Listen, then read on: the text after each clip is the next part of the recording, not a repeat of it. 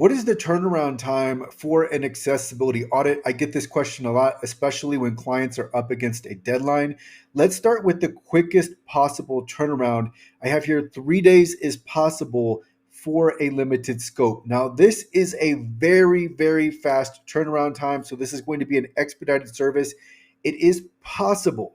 But again, the scope is going to have to be like something like 5 pages or under. If you've got a web app that consists of 25 pages or screens, that's likely not going to happen. So the next time I have here is 1 week. This is still an expedited service, but 1 week is possible with a more standard scope. So if you have several pages or screens, let's just take a Shopify website and it has, let's say, 15 pages are in scope, then 1 week is still doable. We still need to rush this order, but we can make it happen. Now, 2 weeks is the average. This is the default timeline that I quote most clients that come to me with a scope that isn't extended. So some clients have web apps, or it's usually a web app where there are just so many pages or screens. And it's not just the number of pages or screens, it's the content, it's the interactive elements, it's whether or not there is dynamic content. So if the user selects one thing, then content renders based on that selection. If there's a lot for us to go through, then we're going to look more at 3 weeks. So I have here 3 weeks for an extended scope, because when the digital assets, when it gets to be so many pages and to where we're scrolling down the proposal to look at the entire scope, then that's where we need to reserve more time for ourselves, just because audits take a while on our end. And so if there is this extended scope, and it's not, remember, it's not just the number of pages or screens, although that is a significant factor. It's also what is on those pages or screens. So if you have a very simple WordPress website, this is something that we can get done very, very quickly, because there's not that much for us to go through. But if we are looking at a web app and it's very dynamic, there are many interactive elements, there's all types of content, that's going to take us more to go through. And the other part of this is if you are just getting a desktop only audit, or it's a desktop and mobile. If it's desktop and mobile, of course, that's going to take us longer. And then if you add any other environments to that, so let's say with the mobile, our default is to use iOS. Let's say you'd like to add Android, then that's going to take us more time. And so we're normally going to quote you 1 to 2 weeks.